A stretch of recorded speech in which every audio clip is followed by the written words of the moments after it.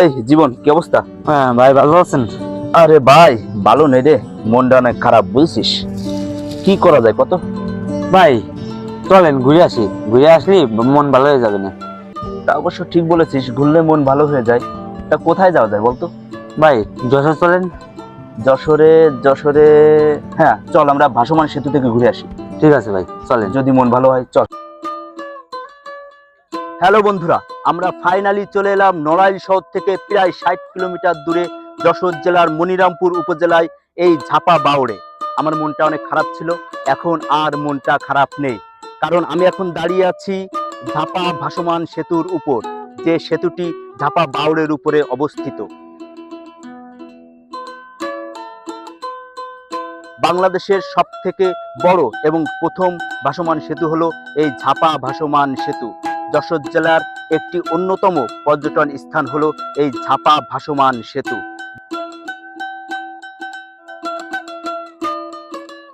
একটা সময় কপোতাক্ষ নদ এবং এই ঝাপা বাউড়ে ঘেরা ঝাপা গ্রামের মানুষের দুর্ভোগ ছিল অনেক। তাদের নৌকায় পারাপার হতে হতো অথবা 10 কিলোমিটার পথ ঘুরে যাতায়াত করতে হতো। কথায় আছে, একের বোঝা 10-এর লাঠি। ঝাপা গ্রামের মানুষ তাদের ভাগ্য ফেরাতে তারা তৈরি করে ঝাপা গ্রাম উন্নয়নমূলক ফাউন্ডেশন। এই ফাউন্ডেশনের 60 জন সদস্য এবং এলাকাবাসীর নিজেদের উদ্যোগে, নিজেদের সহায়তায়, নিজেদের অর্থে প্রায় 1 কোটি টাকা ব্যয়ে 2017 সালে এই ঝাপা ভাসমান সেতুটি নির্মাণ করে।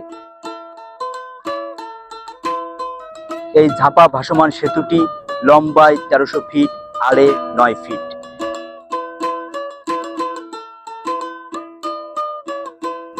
এই ভাসমান সেতুটি তৈরি করতে 139টি প্লাস্টিকের ড্রাম এবং লোহার পাত ও লোহার অ্যাঙ্গেল ব্যবহার করা হয়েছে।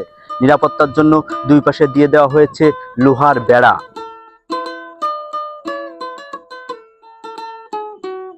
আমরা এখন অবস্থান করছি ঝাপা বাউড়ে। আমি এখন দাঁড়িয়ে আছি ঝাপা ভাসমান সেতুর উপর। আমাদের ছোট্ট একটি ভাইকে পেয়ে গেছি, সে এখানে ট্রলার চালায়, যারা ঘুরতে আসে তাদেরকে ঘুরায় অর্থের বিনিময়ে। এখন আমাদের এই ছোট ভাইয়ের কাছ থেকে কিছু কথা শুনবো। তোমার নাম কি ভাইয়া?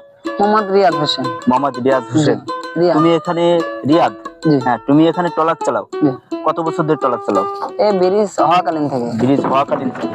তোমার ট্রলারে যদি ঘুরতে হয় তাহলে কত টাকা তুমি নিয়ে থাকো? মনে করেন একটা নৌকা নিলে 250 টাকা 300 টাকা। 250 থেকে 300 জি। টাকা। কত সময় ঘোরাও? এই 20 মিনিট আধা ঘন্টা। যশোর শহর থেকে মাত্র 25 কিলোমিটার ভিতরে এই দৃষ্টিনন্দন ভাসমান সেতু দেখতে দূর দূরান্ত থেকে লোক ছুটে আসে। আপনারাও এসে ভাসমান সেতুটি দেখে যেতে পারেন।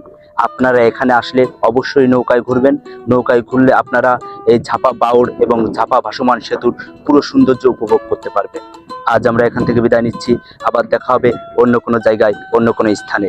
সকলকে অসংখ্য অসংখ্য ধন্যবাদ।